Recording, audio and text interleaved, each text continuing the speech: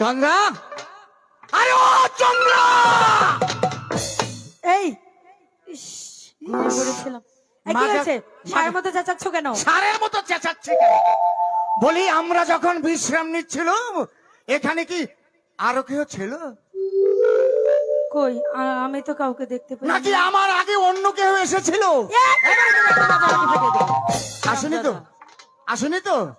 তাহলে এটা কি দেখো তো, এটা কি? এটা ও মা গো, ও মা গো, আরে কি হয়েছে? হায় হায়, আমার কপাল পুড়লো গো, এবার আমার গর্দান যাবে। কেন কেন কি হয়েছে? এই তুমি জানো এটা কার চাদর? আচ্ছা তো এটা আপনের চাদর। আর জায়গা পাচ্ছ না। বলি এখানে আমার চেয়ে তোমার আপন আমার তোমার বেটা আছে বলো তো দেখি।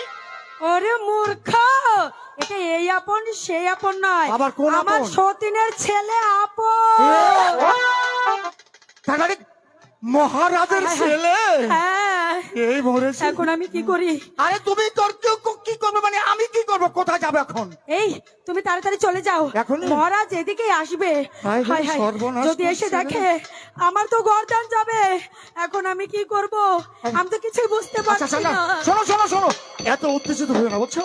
আর বোধহয় আমার জীবনে তোমার সঙ্গে দেখা হবে না, তাই বলছিলাম কি যাবার পূর্বে আর একটা বাচ্চা দিতে এই, যাও, বলছে না যাও।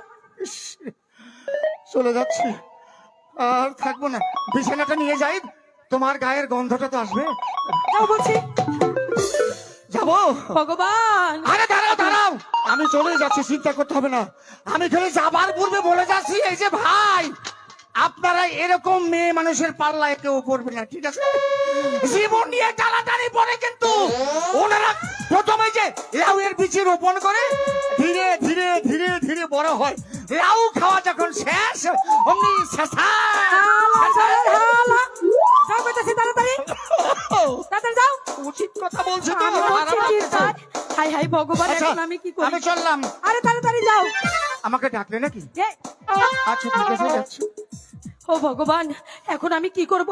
হাই হাই, আপন যদি মহারাজকে এই কথা বলে দেয় তাহলে যে আমার গর্দান যাবে। এখন আমি কি করব?